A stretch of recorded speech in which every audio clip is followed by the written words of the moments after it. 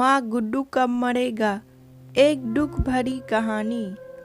एक दिन ठेला पर भरा अधिक होने का कारण रामू उसे ठीक से संभाल नहीं पाया और तेज गति से आती ट्रक से भिड़ गया। अगले ही पल उसकी मौत हो गई और उसके पीछे रह गई उसकी पत्नी जानकी और दो छोटे छोटे बच्चे गुड्डी और गुड्डू। एक तरफ रामू का अंतिम संस्कार किया जा रहा था और दूसरी तरफ उसके बच्चे बिखर रहे थे। नहीं इसलिए नहीं कि पापा मर गए थे, वो तो भूख से ही बिखर रहे थे।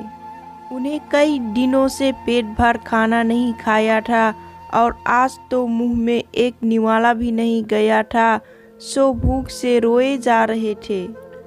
माँ माँ कुछ खाने को दो ना, माँ बड़ी भूख लग रही है, माँ कुछ दो ना।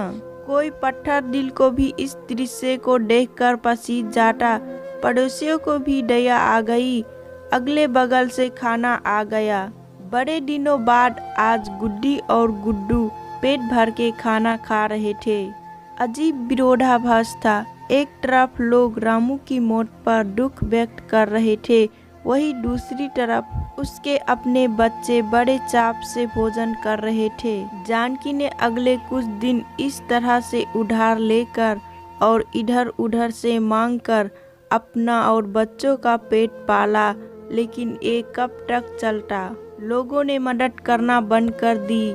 जानकी पागलों की तरह काम खोजने लगी, लेकिन तमाम कोशिश के बावजूद भी किसी ने उसे काम नहीं दिया।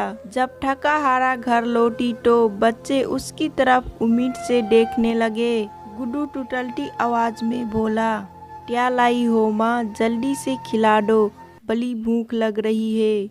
माँ रो पड़ी और बच्चे समझ गए कि माँ के पास कुछ भी नहीं है। एक पल के लिए अजीब सा स्वतंत्रता पसर गया। फिर गुड्डी बोली, माँ ये गुड्डू कब मरेगा, पागल हो गई है, ऐसा क्यों बोल रही है।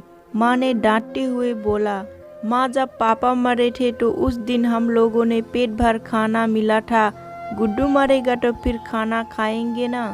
गुड्डी की बातें सुनकर माँ की आंखें फटी की फटी रह गई।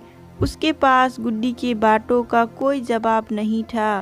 दोस्तों, ये सिर्फ कहानी ही नहीं है, ये दुनिया के करोड़ों लोगों की हकीकत है।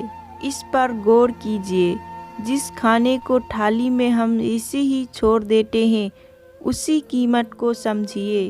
बचपन से हमें अन्न का आदर करना सिखाया जाता है, लेकिन क्योंकि हमने कभी असल भूखी नहीं देखी होती है, इसीलिए हम उसका आदर करना नहीं सीखते।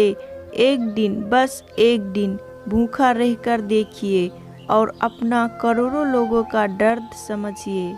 माँ गुड्डू कब मरेगा, एक दुख भरी कहानी सुनकर आपको कैसी लगी, अपनी राय कमेंट सेक्शन में ज़रूर देना और अपना कीमती समय देने के लिए बहुत बहुत धन्यवाद।